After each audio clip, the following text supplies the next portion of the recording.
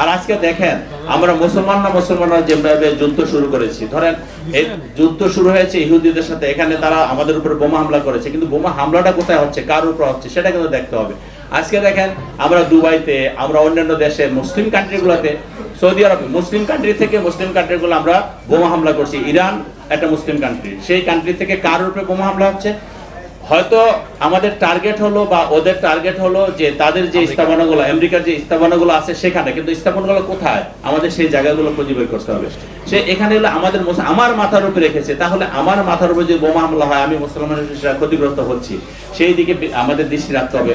এবং আন্তর্জাতিক মিডিয়া আপনারা দেখেছেন, এখানে কিন্তু আন্তর্জাতিক মিডিয়া যেভাবে প্রচার প্রচারণা করছে, অতীতেও দেখেছেন যখনই কোনো জায়গায় একটা অন্যায়মূলক কর্মকাণ্ড ঘটে, সেগুলো যে কোনো ভাবে মুসলমানদের উপরে চাপিয়ে দেওয়ার চেষ্টা করে।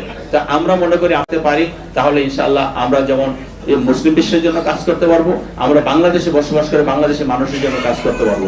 সবার উপরে আমাদের মূল জায়গাটা হলো যে আমরা যদি ঐক্যবদ্ধ থাকি, জাতিগতভাবে ঐক্যবদ্ধ থাকি, তাহলে ইনশাআল্লাহ অনেক সমস্যার আমরা সমাধান করতে পারবো, অনেক সমস্যার মোকাবেলা আমরা একসঙ্গে করতে পারবো, যেভাবে ফেসিবাদকে করেছি।